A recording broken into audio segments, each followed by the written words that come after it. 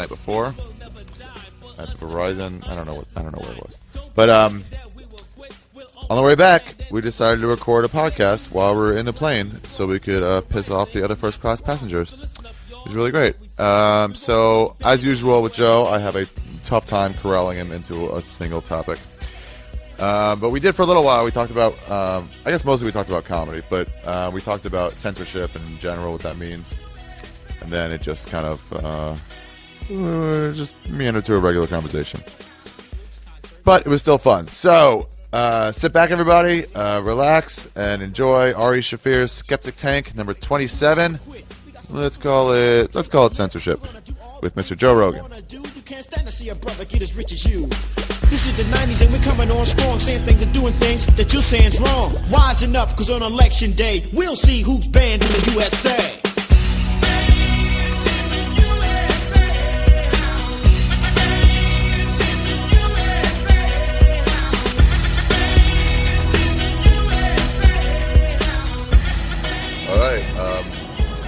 Welcome to the Skeptic Tank, Ari Shaffir Skeptic Tank. I'm here on an airplane on a DCA. I'm making that up. I don't know what kind of plane it is. I think it's a 737. Oh, a 737 from Washington, D.C. to Los Angeles, California with my friend and colleague, Mr. Joe Rogan. Hello, Ari. How are you?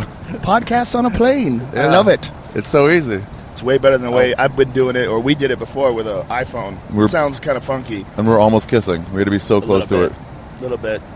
I didn't want to bring that up.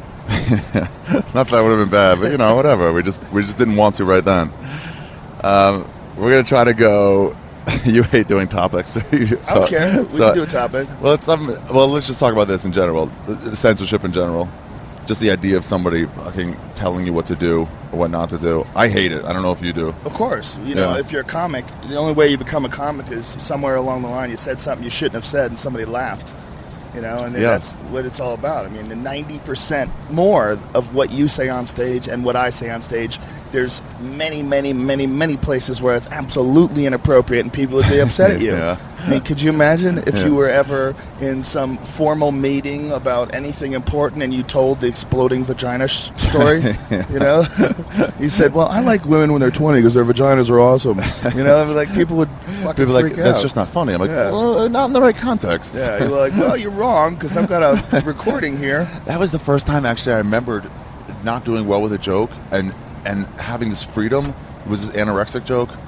It was my first. I wrote it in college, actually. I did it before I was a stand-up, and I brought it in. But I was like, how do you kill an anorexic person? If you tell her, like, hey, if you lost like 5 more pounds, you'd be beautiful.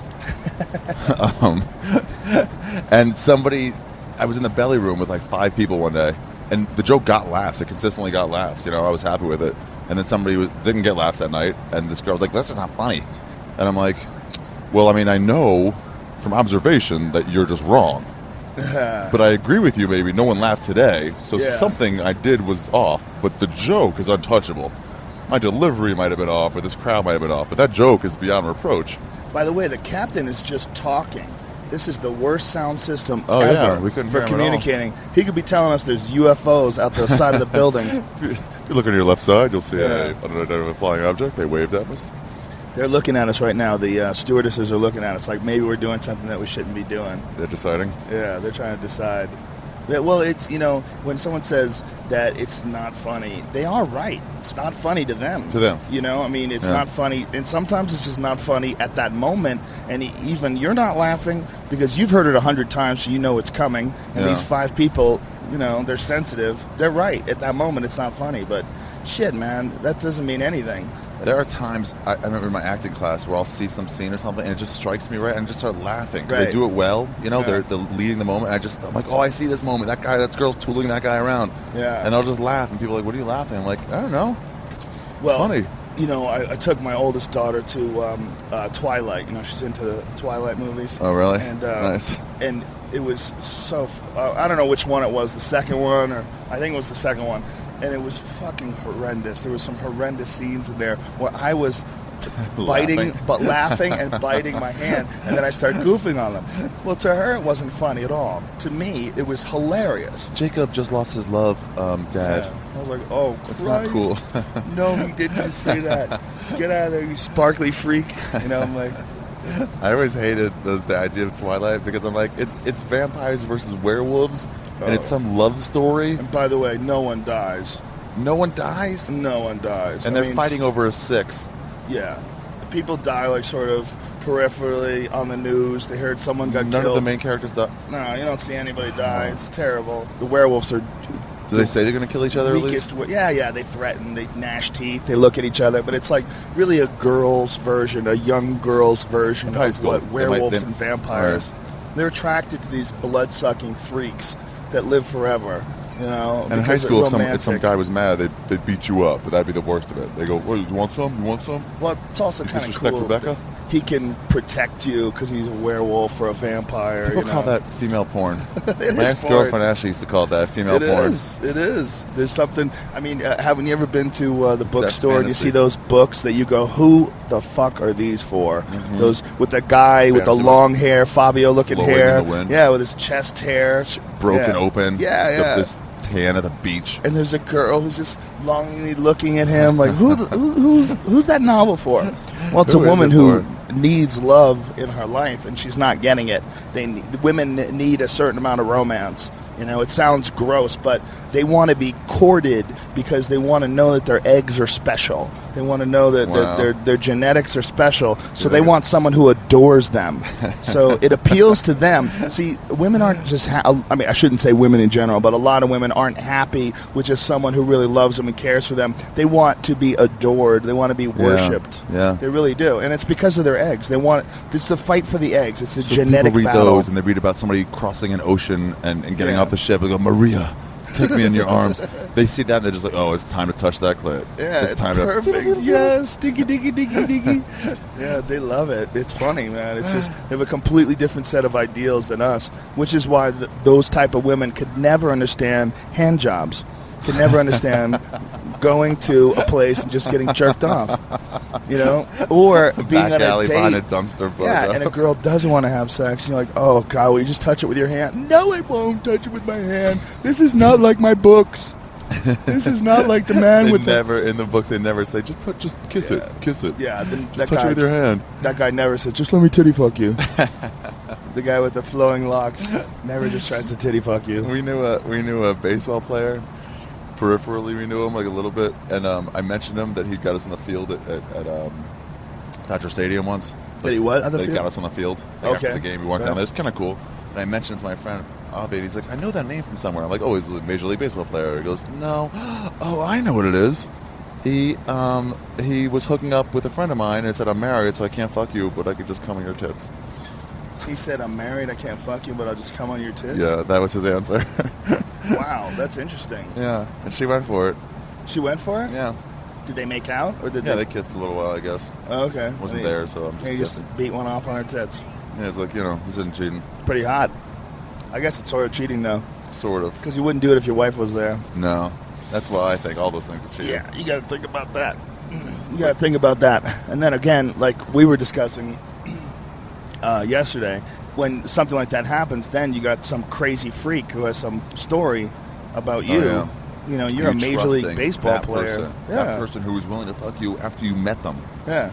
You're trusting them to be cool. Yeah, and not talk about it. Or talk about it, and hopefully in a small circle that doesn't get back around to your mom or your wife. Yeah. Hopefully somebody's running a podcast when they know about it years later and doesn't mention the guy's name. Well, lucky you're a nice guy, because if you were some douchebag podcast fellow. Or semi-thoughtful. You know, by the way, just talking about people telling you what not to do and stuff, I remember one of the first things, they really helped me with stand-up. It was in Rhode Island. Remember that trip we took? We did Boston. Either it was the Wilbur or was the old Comedy Connection. Okay, and then we drove and did 2 road gigs. We did Chicopee, which is one of the worst places of all time. If you live there, kill yourself. I don't advise this for many people, but kill yourself. Some old lady showed us her boobs. Yeah. Remember that? As we were driving away, it was so gross. And she was probably like 48, and she goes, "You want to see my tits, don't you?" And we were like, "No, ma'am. No, we don't." Tate was there too, I think. We're like, "We definitely don't." She goes, "Here you go." And they were like saggy. They were monstrous. Yeah, and then we went to Rhode Island. But we were in Rhode Island. This is what it was. We were getting out of the car and walking to this tent, this giant tent, and it was like a 5-minute walk. And this guy who runs it says, he was saying, "Oh, thank you very, very much for coming." And we were just briskly walking towards it, and he was mentioning stuff, and you weren't really paying attention. And he goes, and it's kind of an older crowd, so if you want to like tone it down a little bit, and you, without breaking stride or even barely looking at him, you just go, no, and just keep walking. Yeah. And I was like, oh, you can do that? You can not even take it into account at all? And I cleaned it up a little bit, and I was off. I got scared. Well, at that point, it was already my crowd. Yeah. When I first started doing stand-up, I would have probably gotten scared and tried to clean it up a little, but after you've been doing stand-up for a certain amount of years, you got to assume that the majority of the people that are coming to the show are coming to see you because they like what you do. So if they like what you do, that's what you got to give them. Yeah. If I toned it down for the 10 or 20 people that hadn't seen me and would have been offended, that would have wrecked it for the 390 others. And why would you make changes for those few people who aren't going to like you? Yeah, fuck them. Either they go along with it. I know that if you bring them the real shit, if there's 400 people there and there's going to be 10 that are going to be ruthlessly offended, brutally offended, those 10, they're not there for you, man. Also, if you tone it down, they'll be mildly offended. Yeah. You can't really tone it down enough. Yeah. I mean, how much especially with our acts, with your act or my act, our acts are fucking offensive. People ask me, like, can you do a clean gig? I'm always like, oh, no, I can recommend people for you. I just can't do it. I always say... But they're like, can you clean it up a little? I'm like, show me where. Yeah, I'll give it to you on paper, and you can bring it back to me. Show me where this blowjob bit can be cleaner. Well, I went through something like that with Comedy Central before I ever did a special on there. Really? Where we were talking about me trying to. We completely gave up. Yeah, because they were just, it was ridiculous, when you try to tone it down for TV. Yeah. And eventually what I wound up doing is doing an uncensored set, and then what they did is Spike TV aired it late at night, uncensored, and then they beeped it out earlier in the night, and then Comedy Central did the exact same thing. Yeah. They just accepted Brendan it. Zisi and I were talking about this. He was like, should I go Comedy Central or Showtime for a special? And I'm like, dude, your act is not that far off from Comedy Central. Yeah, I agree. A lot of your fucks are, I fucking went to the store, which aren't necessary at all. It's like... And a couple bits, you leave those out of the special because more people will see it on Comedy Central. Yeah, and those get beeped out without a problem anyway. It's those kind of fuckings are no problem. The fuck stories are the real problems. How much TV have you done? Was that always a problem for you? It's always a problem. Yeah. Well, the good thing is that I was fairly prolific, so I always had a certain amount of material just sort of accidentally that was clean. Yeah. And it was just how to piece all that accidentally clean material together. But it was all sexual, or it had innuendo. I'm sure you could do it. Like if it was like 5 to 7. Oh, yeah. You could probably pick a bit that was like, all right, that one I can do. I could probably do an hour clean if I wanted to, but I mean, why would I do that? Yeah. It's stupid. I think the idea behind it is dumb, and when I was coming up, it was really worshipped. It was like everybody wanted to do the Tonight Show. Because that's what happened with when I was starting out in Boston. What happened with Stephen Wright was Stephen Wright got on TV, he got on the Tonight Show. Was he a big Boston guy? Yeah. And so he got on that, and then that propelled him into superstardom. And then he did HBO and all this different stuff. But everybody was like, you got to be clean. When you're clean, you can make it. We got to do this. Yeah. So that was what everybody wanted. Everybody wanted clean material, and I never understood that because it was like my favorite comedians were Pryor and Dice Clay and Kinison, but everyone was telling you can't be those guys. I was like, well, so at one point in time they had to be those guys. And they was like, well, you have to be something different first, and then once you become a successful comedian, then you can become those guys. I'm like, well, that's the dumbest shit I've ever heard in my life. And then somewhere along the line I realized I was taking advice from people who were mildly successful on a regional basis and were never going to really make it in the world of stand-up comedy, the real national world. They didn't have a unique voice. And you sort of like, oh, you're ahead of me, but you're not where I want to be. Yeah, you're ahead of me, but you're faking the funk. You're not really even telling people what you're thinking. You're saying what you think they want to hear. They're ahead of you the way a shoe salesman is ahead of you before you get your first job. Yes. You're like, all right, you're ahead, but I'll never want to be that. Yeah. It was so much talk of clean it up, clean this up, clean Dice that told me up. this once when he was like, so what do you want to do? He took me aside one day in the kitchen of the Comedy Store. I'm like, stand up. He goes, well, what's your goal? I mean, you want to do like theaters or clubs, or what do you want to do? I was like, I want to sell out clubs. That'd be my goal. He goes, and that's it? He goes, I mean, I can't do like stadiums like you did. And he just goes, why? And I'm like, I don't know. I mean, you just can't. And he was like, well, why? And I'm like, I don't know, because that's very rare. He goes, man, you can. Yeah, Just he's have to do right. it. He's right. You can. I mean, it might not ever happen, but you can. Anyone can. What is that? It's like if 100 people like you or 1,000 people like you, you could see 1,000 people liking you after last night. Yeah. Like think of the gig we did. We did 1,600 people in D.C. You There's killed. so many. You killed in front of 1,600 people. So you could see those 1,600 people returning and seeing you, couldn't you? You could see some of them definitely. Yeah, why not? So if 1,000, the more you do that, the more it would get. Yeah. So if you could see 1,000 people coming to see you that enjoyed you, and they said, "Oh, Ari Shaffir's back. We loved him when he was here with Joe Why not Rogan. 10 of those? Let's go see him again." Why not 10,000? Yeah. Why not 20,000? Really, it's across the whole country, you could easily have 20,000. It's a matter of 20,000 being aware of you in Detroit, 20,000 be aware of you in Philadelphia to fill a place. And the crazy thing is, what's going to get you there is not some movie or some TV special. It's this. This stuff right here. It's podcasts, yeah, because this is the only thing. There's never been a thing that lets people know really exactly who you are. It was always like you get 5 minutes of this asshole on the Tonight Show, and you hope you kind of get a reasonable, or maybe radio. I get interviewed at the desk for 3 minutes. Yeah. That's your hope. Opie and Anthony or Howard Stern or one of those was the closest. You know, you sat down with those guys and shot the shit, and Howard gets deep into your personal life and your sexual life, and Opie and Anthony will let you rant about shit and go off. So that was like the best representation of who you are, but this is even better than that because this is all you, and it's for hours and hours of it, and it's all free and it's all readily available. Well, hi, new fans. If you're What's listening. that? I said hi, new fans. Yeah, hi, new fans.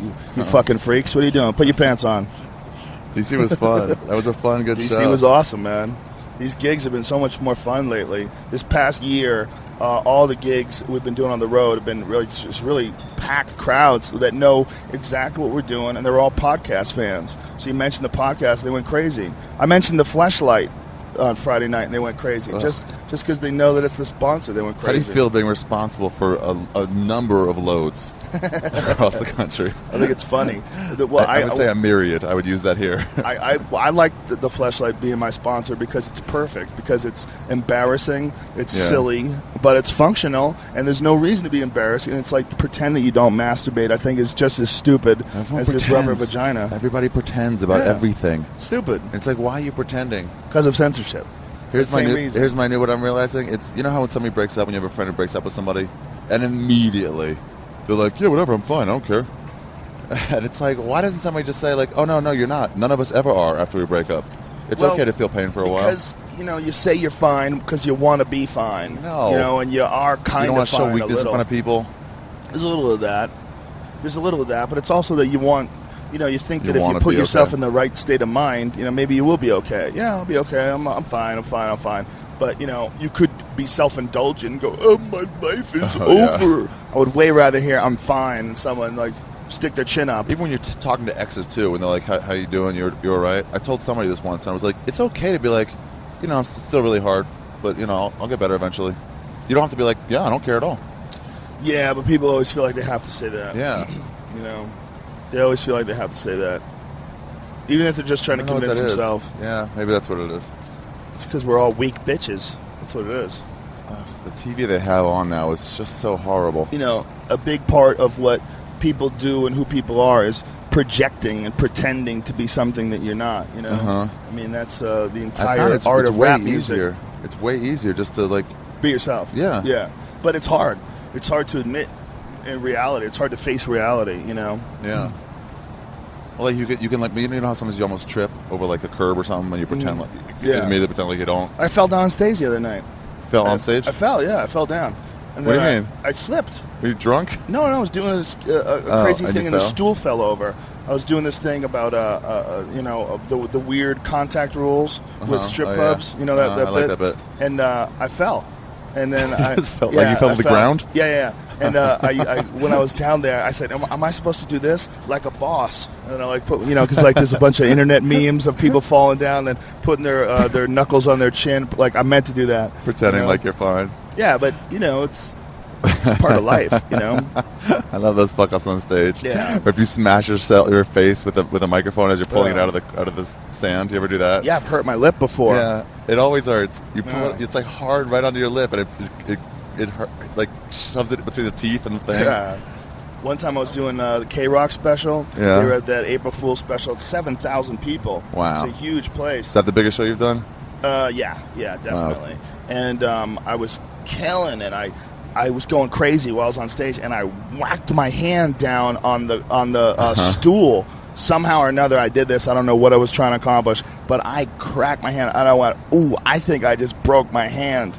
And I was pretty convinced for the first minute or so that I broke my hand, but I had to just keep going through my material. My hand was bleeding, so I had to... bleeding? My knuckle was bleeding, yeah. I smashed it, dude. I mean, I really cracked it hard, and it was some pretty intense pain. I was like, wow, that's an injury. That's not a... I'll punch the stool sometimes, but I usually slap at it. That's a smart move. But at the Comedy Store, they have those really padded...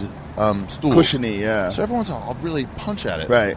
And that's fine. Right. But then you go somewhere else, and you forget, and you punch this thing, and you're like, ow, my knuckle. It's always inflamed now. This knuckle. I do it once every, month or two. And I'm like, what an asshole I am. You could just turn that into a hammer fist, and absolutely. then you'll be fine every time. I could do that totally, but fuck up for no reason whatsoever. The shows are getting way bigger, man. Yeah, they're getting bigger for sure. It's a big difference between this and a couple years ago, where we had to struggle to fill much smaller places. Can I mention where they offered you in Vegas, that one room? Yeah, you can mention that. Sure. You're thinking of doing it, or you don't know yet, but the Pearl. Yeah. And I remember that's one of those things that 3 years ago we're in Vegas taking the elevator up, and we saw Lisa Lampanelli's playing the Pearl. Yeah. It's a giant room in the round almost. Yeah. And we're like, how the fuck? That's gigantic. Yeah. And now you're doing that. Yeah, kind of weird. Yeah, it wasn't that long ago either. Well, we've been doing the Mandalay Bay Theater, which is fucking huge too, which would have freaked me out. That's 1,800 people. That's why they show The Lion King. Yeah, we've done that a couple times now. 3, I think. Yeah. Yeah, and they're trying to get us to do that again in October. 2, I think. 2? Yeah. Yeah, that's a great room. It's a lot of fun. It's way better than I really want to go there the next day and watch The Lion King. Yeah, we should do that. Yeah. Totally.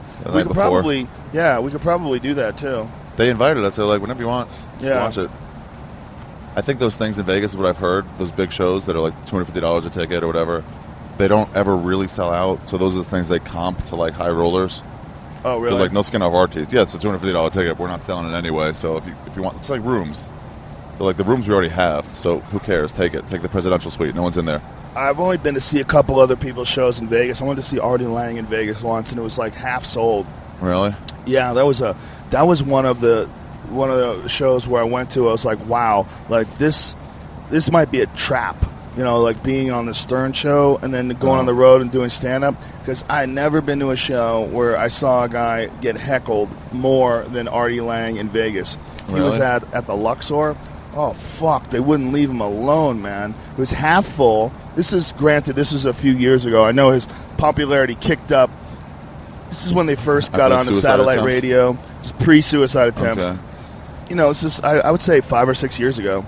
And, he had a good crowd in there. It was bigger than a place that I could do. So it's like, part of me was like, wow, Artie's doing well. He's doing these really big places.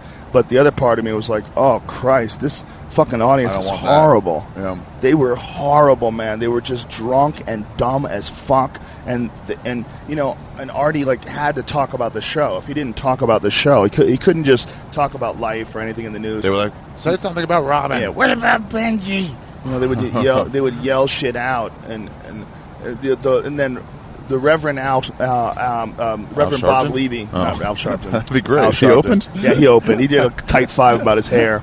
You guys are all ruining America. Reverend Bob Levy, my pal from New York from the old days. He's a great guy, and Bob Levy has done every shithole on the East Coast, and he really knows how to handle hecklers. And so he fucking attacked and destroyed. And he would do this bit where he'd close his act by eating a girl's asshole. He would put either salad dressing on a girl's asshole. Or for real? Oh yeah, or for real. The jeans? For real. Oh yeah, he'd pull her pants down and eat her asshole.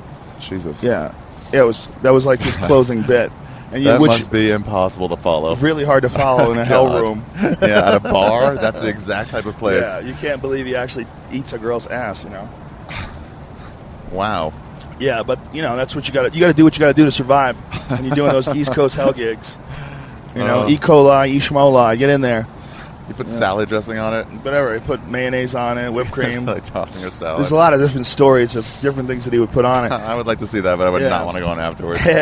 So then, Artie's got to go on after that. And Nick DiPaolo went up that night, too. Nick DiPaolo killed, too. Yeah. And so Artie has to go on after all this. And just... They were happy to see him, but they were just so hammered. And we were beside these guys. Joey Diaz was there with me. And we were beside these guys, and they were heckling Artie, and they were saying, "No, you're supposed to do this, man. They like it when you do this." They were just stupid and sloshed. Drunks you cannot communicate with them. Yeah, I've tried before. I've tried to really calmly say, like, no, it's okay, you're just drunk. But you know how you're too drunk? Sometimes people get like that? Yeah. That's what you are. So maybe take a cab home. Well, you saw that guy, the drunk guy that came up to the stage on Friday night. Oh, my God. Yeah, I picked out to see him. Yeah. Yeah. And I was telling his friends, like, who you with? And I looked over his friends. I go, you guys are going to have to make some decisions in your future. You know that this is going to happen over and over again. This fuck.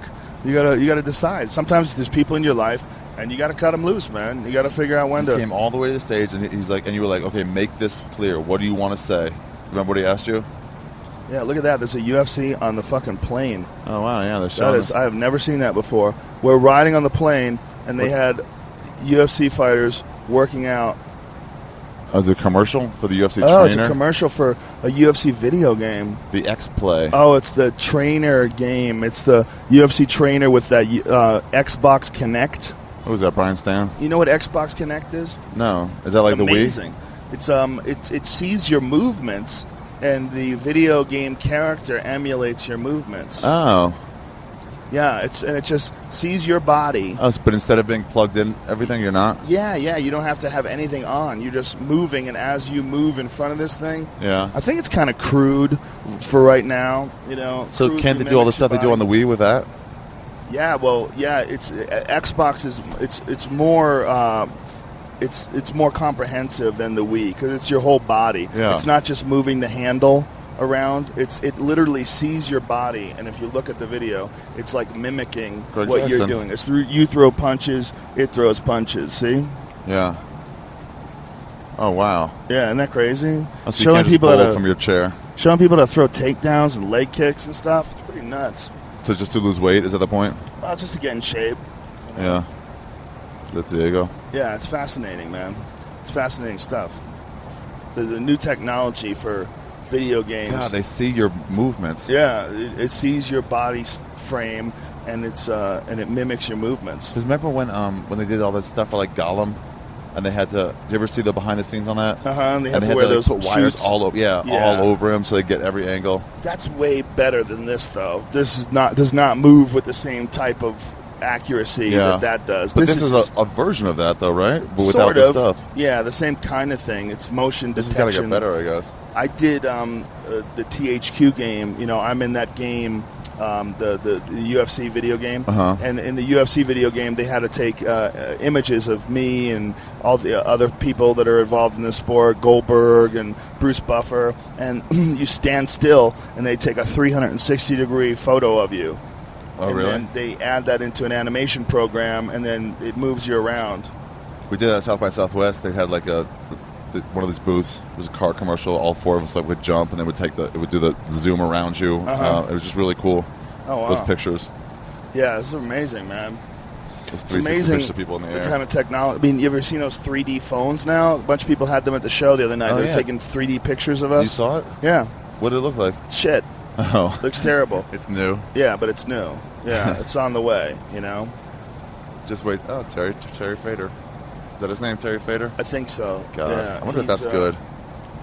That's another thing I should see. Those shitty acts that I've made fun of, but I'm like, I've never even seen it. I should probably just see it. Oh, it's torturous. I didn't mind Jeff Dunham. When I was little, I watched that, and I was like, that guy made me laugh. Peanut made me laugh. Yeah, he's a smart guy. I've heard him on Opie and Anthony. He's a very smart guy. He's interesting. He makes his own dolls and makes his own... he makes them all? Yeah, with a 3D printer. He makes them with a 3D printer. What do you mean? Well, he's got a 3D printer that makes things out of plastic. They have printers now that print in 3 dimensions. Instead of just an image, they can actually print an object. Really? Yeah, well, it's the future of materialism, really, because you're going to be able to have the components for things, and what you're going to buy is you're going to buy the schematics for things. And, you know, obviously people are going to buy them or download them from torrent sites. And you're going to be able to just steal the schematics for things. And all you're going to need is the raw materials. Like, think of certain plastic things. Like, how about a plastic garden shovel? Okay, let's say a shovel. Sure. How hard is it to make a plastic garden shovel if you actually have something that can print out plastic into any form you want? It's a pretty simple form. Well, so you'll it comes be able out of the printer and, like... You'll be able to get, say if you buy a printer, you'll be able to get the schematics for a plastic garden shovel, and you'll be able to enter them into the computer, and then it'll run, the machine runs in layers, and there's a bunch of different ways to do it. One of them is a powder, and the powder, they add like a quickening agent to it, and it hardens, and the other one is the other one is a spool of line that's very similar to like fishing line, and it's heated at about 500 degrees, and as it's heated, it melts and settles into the other layers of lines. So as you're putting it down, it becomes soft, and then the other one lays on top of it, and that becomes soft, and it becomes one solid piece. Wow. That's amazing, really. Jesus. Wow, I never considered that to be done. You get nervous for the UFCs at all? No. You don't care at all? Do you feel any pressure? I care. No, I definitely feel... care is the wrong word, I get amped up. Yeah. But I don't feel nervous. I don't feel like, oh boy, this is it. 1 million plus people are watching. Holy shit. I always just think about the task. I'm so comfortable doing it. You've done it so many times. Long. Yeah. You get nervous on stage at all? No, I get amped up. When you taped your special that time in Columbus, you got nervous? I got nervous then, yeah. The first set, I got nervous. I saw you pacing beforehand. I was like, I don't normally see you like this. It was also to get Eddie Bravo to stop telling me stories.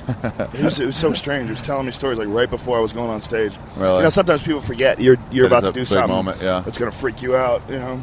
But that was the last time I've actually been nervous. But I was only nervous for the first show. Yeah, second show, you rocked it. Yeah, hard. once I had it out in the can, the second show was just like any normal show. I was like, oh, great. This is... Because once I knew I had it in the can, I was like, okay, now I can relax. And then the second show was just a show. Yeah. And the first show was only a first show up until the Q&A. Once I got to the Q&A was super relaxed. Super relaxed? Yeah, it was fine, you know. Oh, yeah. Well, once you're doing any sort of task for a while, yeah. I try to explain it to the comics when they ask me like how to not get nervous. Normally when people give me advice, I'm like, they ask for advice, I'm like, you got to find out. Like, I can't tell you. Yeah. You got to figure it out. You got to do it, and you got to get good at it. And, you know, you're going to be nervous if the result oftentimes is horrendous. Yeah. If you go on stage and you bomb and people hate you, that sucks. And you're going to be nervous that's going to happen. You have to keep doing it until you get better at that situation. And that's the hardest part about being a beginner is you're going to bomb a lot, man. Think about how many times you bombed early in your comedy career where it was devastating to your psyche. Oh. Terrible. I wanted to have sex with this girl, Kim, my friend Stephen Trace's friend, and it was one of those where you both like each other and you both know it, but it just hasn't worked out yet. She has a boyfriend, I have a girlfriend, whatever it is. And then one time she didn't, and she came to see me at some place on Melrose or Beverly. Brett Ernst is performing and Renaziz is performing, and she was there, and I bombed so hard. Ooh. And I had to stay. To leave, you had to walk through the showroom, through where everybody was. And I think I went on early, and I sat there through the whole show in the back because I didn't want to face anybody. I let them all leave. They didn't want to see her, and we never had sex. Now she has kids, and she's married. Whoa. It's done forever. Wow. We never did it. I say you got off light. She was cool. We're still friends. There's something you told me once. I remember this when I was I was fucking with all these Italians came in, and they sat in the side of the Comedy Store. You know, all the booths are. Yeah. And as soon as they walked in with their fucking backwards hats, I could just tell, like, oh, these are just Guidos. Fuck you. I could just tell immediately. And the first thing they said, they were like, they were sat there and they're like, oh yeah, just something like a little douchey, and I just went off on them. And I lost the crowd. They all thought it was just like uncalled for. And you said later, you're like, you know, because I was like, what is it? I went off and everybody turned on me. And you're like, you're very sensitive because you're a comic, like we all are, and you can immediately tell they're all douchey. The crowd is slower. You got to let the crowd figure out they're douchey first, then you can attack them. Yeah, you got to give them rope. Let them hang themselves. Yeah, that's what you said. Give them rope. And then I remember taking like a year before I could actually figure out how to do that in practice. And then knowing and letting somebody hang themselves over and over again, and then finally just going like, shut up, and everyone cheers. And you're like, oh. Yeah. Oh, I have you on my side against these people. In a movie, when the hero meets the enemy, the hero never kills the enemy right away. because you got to see drama play out. Something's going to happen.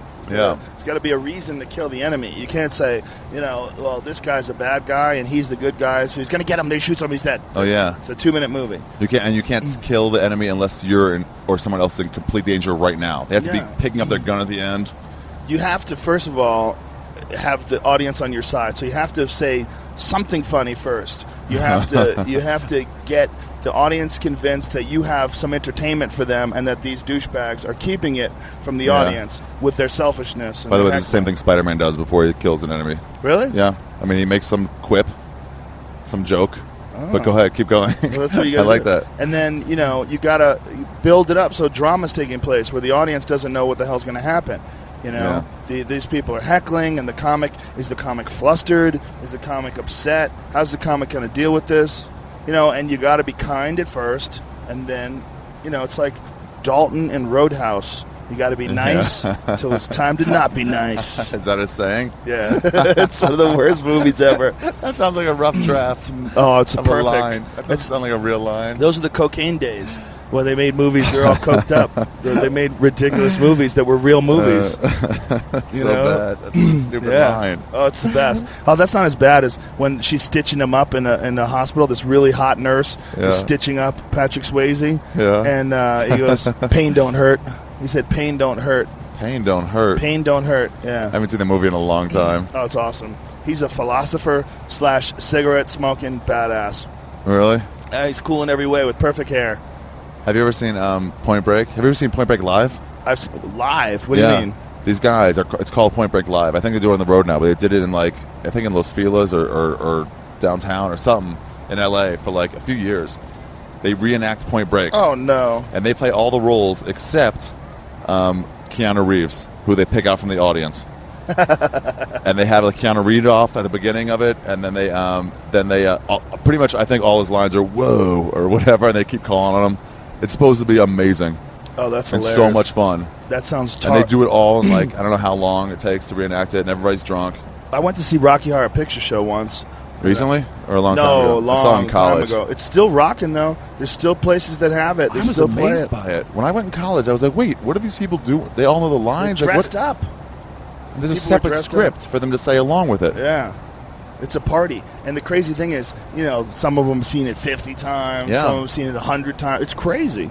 And they just keep going. It's the nerds saying, we're not going to be left out. We have social things, too. It's also, it becomes a thing for them to do. They obsess on it, and I don't understand it. I went to see Star Wars a gang of times when I was a kid. Yeah. When I was a little kid, going to see That's Star when you Wars. can see movies more than once. Yeah, you you're see it supposed 7 to. times. Well, there's no VHSs back then.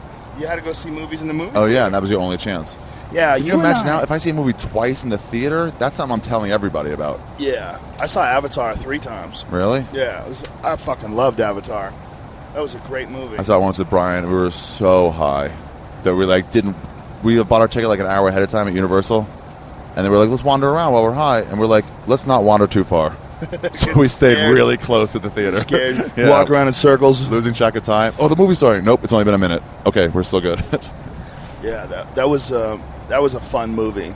That's my kind of movie. I like to Avatar. see big escape movies. Whenever people tell me about the problems with that movie, I'm always, plot-wise, I'm always like, yeah, you're right. Didn't notice at the time, but you're absolutely right. Yeah, that should have annoyed me. Of course, it's a movie. They had to wrap it up in 90 minutes. If you want to have a movie that's completely realistic and and doesn't conform to any of the standards of films, it either might suck, might leave you hanging, or it might last 6 hours.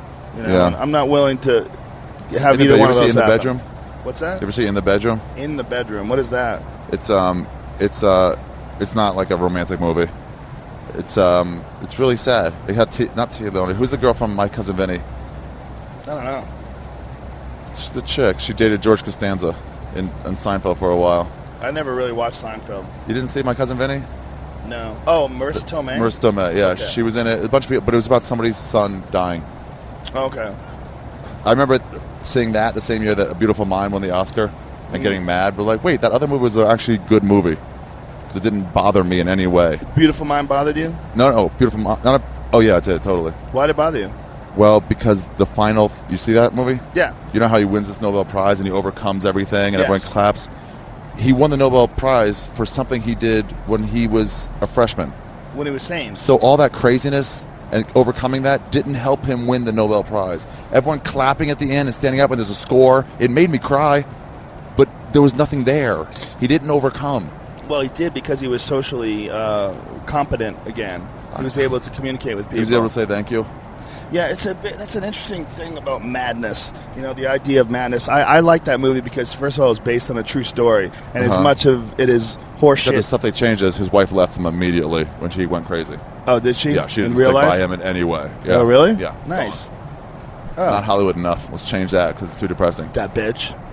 Yeah. Well, that's more realistic. Yeah, I find madness and great skill to be very closely related. You know, great skill and great awareness. People that are really genius, brilliant people, are almost always really close to being crazy. You know, I mean, we've seen it in comics and actors and musicians and writers and, you know, people who are like, you know, people who are capable of like really amazing things and really I have a theory that you works. can't tell how crazy they are until they stop being as famous because you forgive them. For instance, case in point, Clock Around Your Neck, Flavor Flav. When he was a musician actually putting stuff out, you're like, oh, whatever. But now you're like, oh, you're like a crack addict. Right. You're like, you're beyond crazy. Same thing with his girlfriend, who you thought, oh, normal. Now you're like, oh, you're just some dumb blonde. His girlfriend? The girlfriend on that show when he had that reality show. I never saw that tall show. blonde girl that was in like... I never saw that show, but I thought he was always the comic relief on that band. From NWA. But yeah, it was Public Enemy, but That's it was definitely exaggerated once Public Enemy was sort of out of the spotlight as a band, and he was sort of in the spotlight as a freak show. But I mean, I think he was kind of forced into that role too to make a living, you know. Our initial approach, bitches. So bright. There it is. We look down. It got cold in D.C. Yeah, it was a little October chilly. 1st, and it was chilly. Well, that's what happens in going. October in the East Coast, fella. You know, we don't realize it. We're in the land of no weather. It's so great. Yeah. I saw those pictures. Last year was a really bad blizzard year for the Was it? Midwest. Yeah. The blankets. I see these pictures of blankets of white. I'm like, yeah, we had a low of 52. Yeah. It's just so much more pleasant Well, as an experience. when in the winter's my favorite time in LA because it rains. I like when it rains and everything gets green, man. I think that's clear. awesome. Yeah. It's the only time right after a rain you can see from the comedy store all the way downtown. Yeah. Because the smog is all gone. And you can see the mountains. You know, Yeah. you can see the San Gabriel Mountains where Big Bear is and everything like that. You Really? can see that from my house. It's crazy. Really? You see the snow on them in the winter. Yeah, it's gorgeous. We're you know, breathing shit air all the time. It's one of the reasons why I wanted to move to Colorado in the first place. I think ultimately that shit's got to fuck with you. You know, a little bit of air. cigarettes. Yeah. Look, you could smoke a half a cigarette a day and probably be okay. You're fine, But yeah. wouldn't you be better if you didn't smoke a half a cigarette a day? Wouldn't you be healthier? That's how I always feel about LA's air. I mean, that's why I live as far out as I Have you do. ever heard the population explosion and the population bomb? What is a book? There are two books. The Population Bomb was written by these scientists. I don't know what kind. Something to do with populations. Him and his wife. About the coming problem of population because it's growing geometrically instead of whatever the other one is that I remember You when mean I was in high school. exponentially? Exponentially instead of geometrically. And I've still probably got the terms wrong. But they were like, it's going to be a major problem very soon. And then 30 years later, they wrote it called The Explosion. It's like it's out of control. But their theory was like, they said things like, let's say you took a drop of motor oil and put it in a creek once a day. That creek could evaporate that motor oil. And you could do it till the end of time. It would never overwhelm the creek. But if you dump barrels in there for a few days, that creek is done forever. Even though it'd be the same amount, but just like in LA where it's like, that's what you're saying pretty much, like it's too much smog. You know, McKenna. Your body can deal with half a cigarette. McKenna had a mushroom trip once where he said, Sounds he awesome. asked the mushrooms, how can we fix humanity? And the mushroom said, every couple should only reproduce once. Every couple should only have one child. Really? Yeah. When was that? What year was that? Well, he had it. The trip was probably in the What 80s century? because he was talking about it in the 90s. But that was what the mushrooms told him. That I mean, really, it's brilliant if you think about it. It really is the solution to humanity. A big part of our problems is overpopulation, and it would dwindle, cut everything back 50% without any need for a war or a nuclear explosion or a meteor to do it. You know. disease. Yeah, Disease but is nature's way of keeping population down. no one's going to do that in third world countries. No one's going to do that No. in first world countries. People are selfish. They Yeah. want what they want. And, they're sort of trying to implement something like that in China. Well, to the major try to- taxes to get one baby per family. Yeah, well, you're only allowed to have one child in, Yeah. in China. And that's what they're trying to do. They're trying to cut their population back. And if you do engineer it that way over the course of, say, a couple generations, and once old people die off, Yeah. things will be more manageable. I mean, Well, it really if you is have a smart. field, this is what they said in that book too, but one of the two books. If you have a field, and the only reason I know about these books, by the way, is I had a report due, I think in like 7th grade, and I copied it from a across the street neighbor. He just gave me his, and he did it on that book. So then I later read the sequel and actually wrote a report my own. I copied it exactly. Mrs. Scales didn't know the difference at all. Oh, that's funny. Just 3 years later. You can't do that anymore because now No. people put things online, and they could just do a plagiarism I program had a and friend, find Jonathan it. Wilbur. He's my brother-in-law's brother, and he copied straight from Cliff Notes some book. And the teacher's like, "You copied this. You plagiarized." And he's like, "No, I didn't." And she goes, "Look, this whole paragraph is word for word." And he goes, "Nope, wasn't me." And she was like, "Ugh, you're such an..." And she just forgot about it. Wow, that's Fucking funny. bratty kid. Fine. Well, there's all sorts of programs now to see if someone's been plagiarizing your blogs. I've had Oh, people really? plagiarize my blogs, yeah. word for word. Really? Yeah, completely and Like entirely. students and stuff? Yeah. Why wouldn't Students and people that just write shitty websites. Oh. There's a lot of people that have like That sucks. shitty comedy variety websites, and Yeah. something will happen in the news, and I'll write a whole blog about it, and they'll take literally everything that I wrote that's funny and put it in their blog, and then you catch them. I've caught a bunch of people doing that. that? Really? Oh, that sucks. It's super common. But, it's also people that have, gone through high school stealing, gone through college plagiarizing, Oh, yeah. and they haven't gotten caught, and so they think they're smart. It's also like, in high school, I sort of understand it. Maybe it's only because I did it so much. But it's like, hey, I don't care. I don't want credit for this. I just Right. want to get the report done. Right, you just want to get through it. I don't want anybody to know I wrote Yeah. this stuff. It's just... You're not whatever. trying to pretend that you're a brilliant writer. Yeah. You're just trying to I'm just not trying to do get the a B. work. I'm Yeah. just trying to get a B. Yeah. They had, but they said in that book too that they said if I work a field, I can get, let's say, 20% fielded out of the field. If I ask you to help me, I can get 40 or 50%, and if I ask a third person, I get 80%. At some point, adding another person stops giving another full person's growth. You know what I mean? So if we get 10 people working, if we had an 11th, we can only go up like 1-2% more. Yeah, there's that old expression, one boy, whole boy, two boy, half boy, three boys, Yeah. no boy at all. At some point, population overwhelms the ability to produce food for its people. Well, especially since most people aren't producing food. I mean, with LA is a population of, 20 million people in the outlying areas? Something like How that. many of those people are actually growing food? Well, I made pickles last week, so Oh, there you go. I'm part of the Did you solution. grow the pickles? That's a negative. No. So think about how many people that need food. 20 million people need food every single day, and none of them are None of it's growing growing. anything other than weed. It's the only thing that's getting grown. It's true. Everyone's going, Reed, you go over to dudes' houses, dude, I'm growing. Yeah, growing. they got They're crops in growing. the They back. say they're growing, but they don't say they're growing tomatoes. When a guy tells you he's a grower, the fuck, he doesn't have celery in his yard. Yeah. You know? You're absolutely right. It's totally true. I'm amazed at how great horticulturalists those potheads are. Yeah, it's They amazing. become scientific about it. What's also amazing is how few people eat vegetables. You Yeah. know, because we don't. If everybody ate like I eat, we would need a lot more goddamn farmers. We would need vegetables everywhere. There would be a shortage of vegetables everywhere. But whenever I go to the grocery store, there's plenty of vegetables, and nobody's even touching them. No. You go near them, there's no one anywhere near I'm not them. even walking that aisle. The ice cream aisle's packed with people. People are getting milk, and they're I getting sometimes meat. grab one pepper to sneak into my salad Really? because they don't have hot peppers there, so I just have to grab one and throw it in there. Well, I have this kale Forced steal. drink that I drink every morning. It's a smoothie.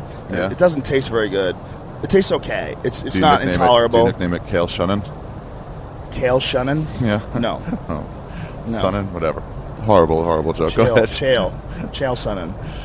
That's his name, right? Chael? Yeah, Chael. No, you can't say You got me confused. You heard it wrong. You're like, wait, now I don't know. All what right, the I'm here truth with is. Kale Shunnan. My name's Chael Joe. Oh, sorry. Oh, well, I have a Sorry, smoothie sir. drink I make called Kale Sunnin, so Yeah. you see my mistake. Anyway, tell us about your victory. I drink this kale shake every morning, and it's really healthy for you. It's super delicious, and it makes me feel very good when I do it on a regular basis. What's that? Most people don't have kale shake makers. Well, it's just a blender.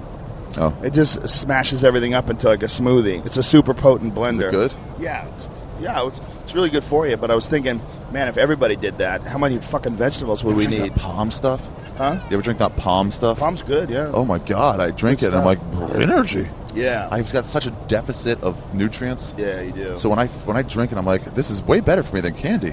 Well, you should juice. You know, juicing fruit and vegetable juice, super healthy for you and really easy to do. I would have to get a juicer. You got to